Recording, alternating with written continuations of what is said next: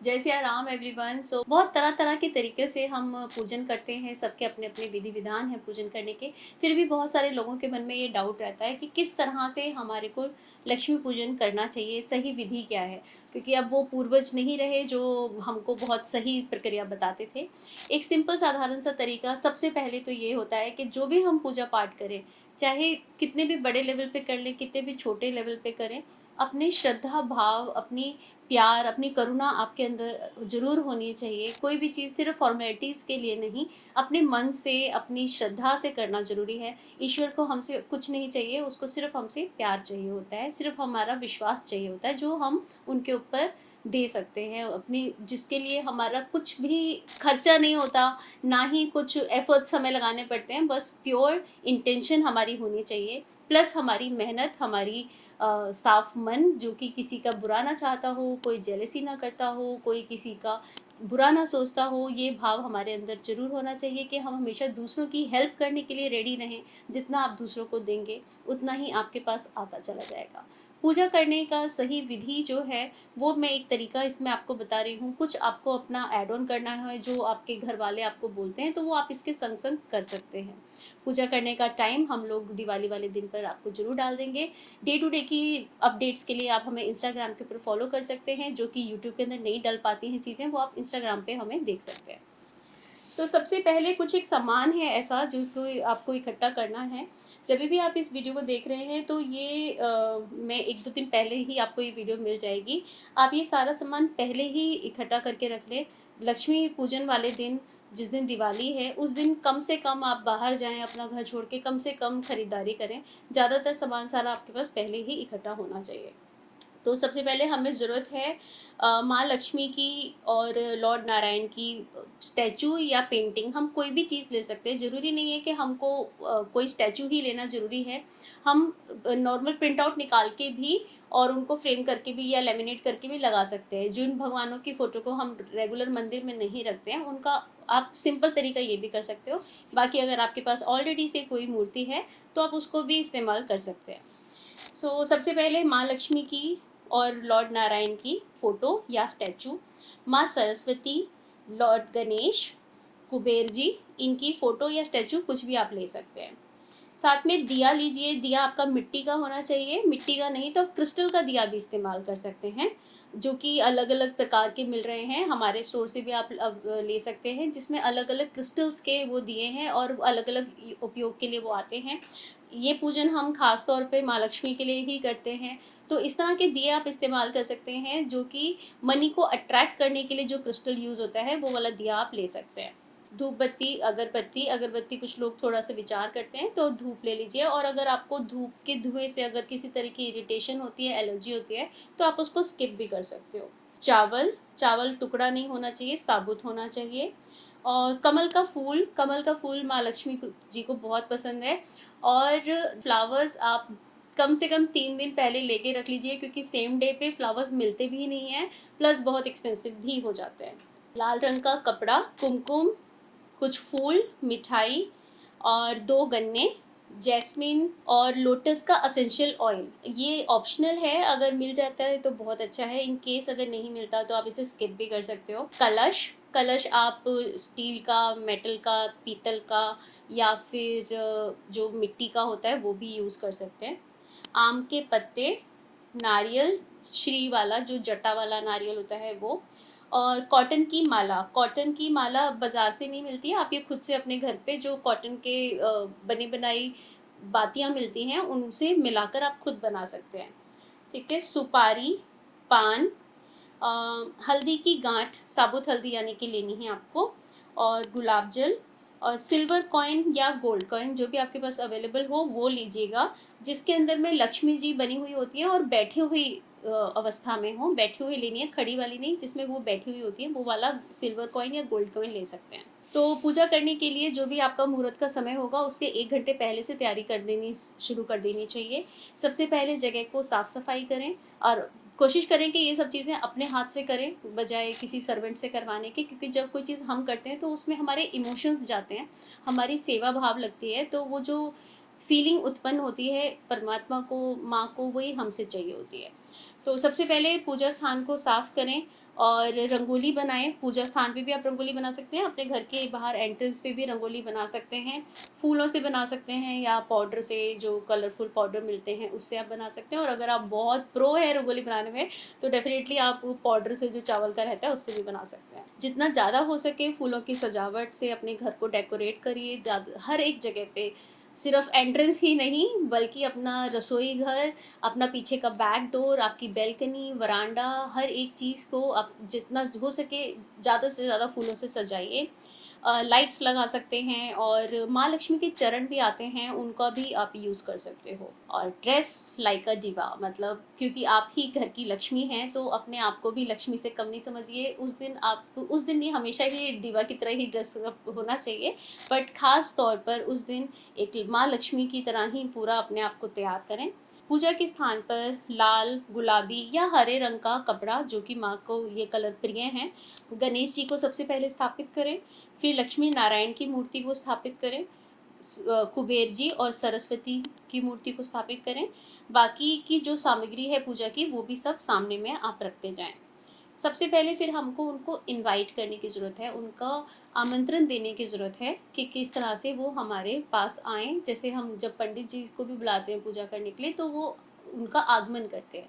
तो सभी देवी-देवताओं को आगमन करने का तरीका होता है, जिसकी जो प्रेयर है, मैं नीचे डिस्क्रिप्शन में लिख दूँगी, आप वहाँ से पढ़ सकते हैं। और वो अपने शब्दों में भी आप कर सकते हैं, वहाँ पे एक बेसिक लिखी हुई है, आप पॉज़िटिव वर्ड्स में लिखी हुई है, तो वो आप अपने शब्दानुसार भी कर सकते हैं। प्रेयर करने के बाद फिर माँ से और लॉर्ड नारायण से प्रार्थना करें कि वो किस तरह से, कितने सुंदर कमल दल पर वो बैठे हैं और कितनी आभा उनकी सुंदर है, कितनी करुणा में उनकी आँखें हैं।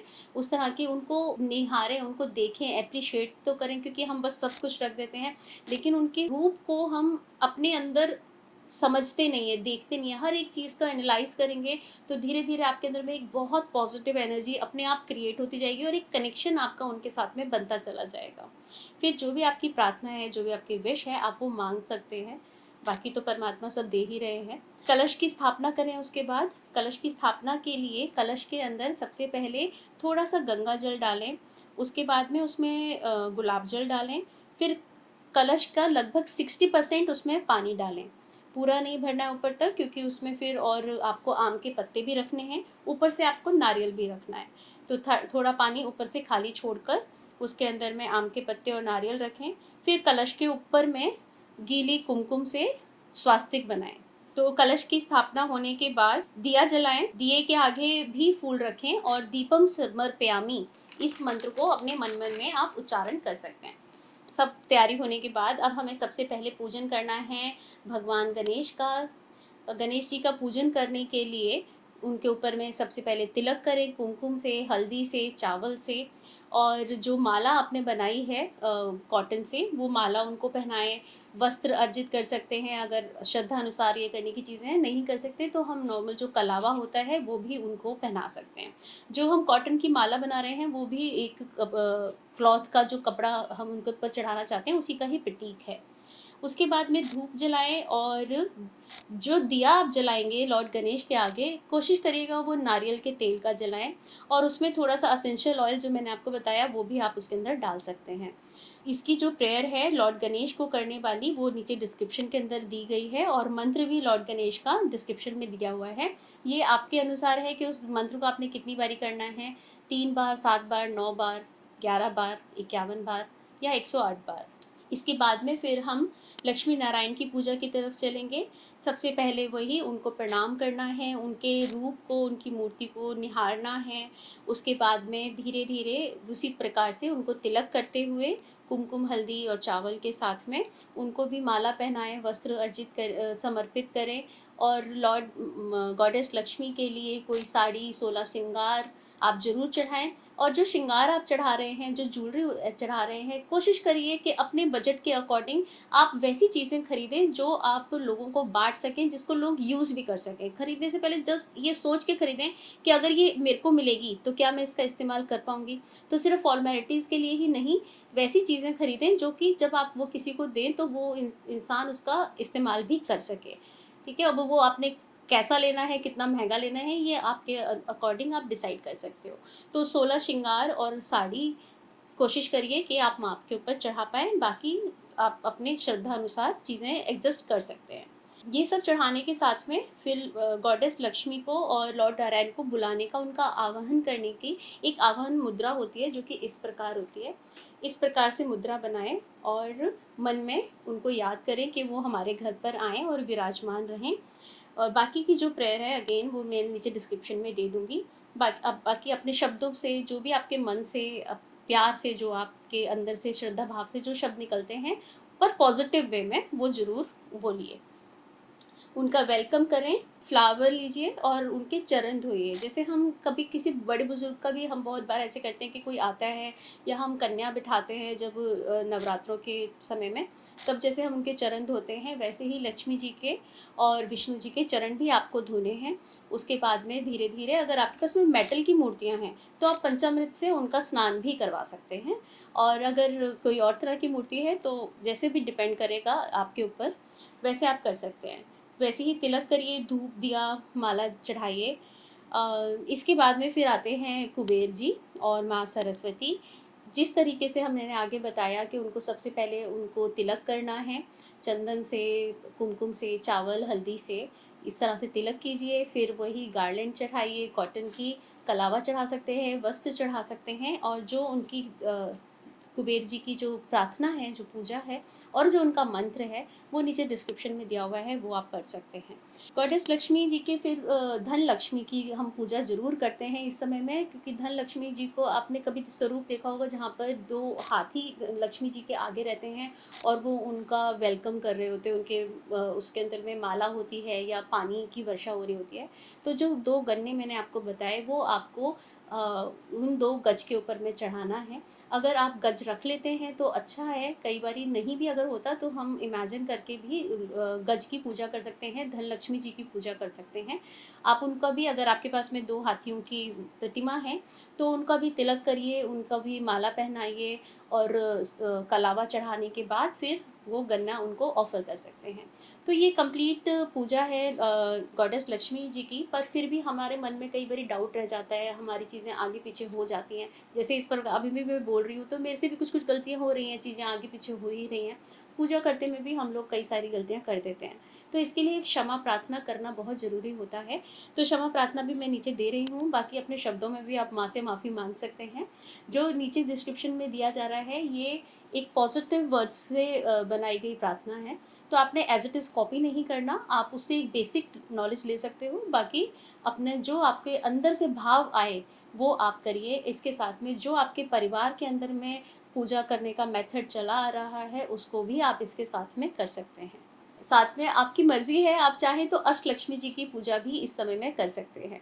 सो मेरी आप सबके लिए बहुत सारी दुआएँ, बहुत सारी विशेज़, माँ लक्ष्मी का आशीर्वाद आपके परिवार पर, आपके ऊपर बना रहे, आपके घर में हमेशा सुख समृद्धि बनी रहे।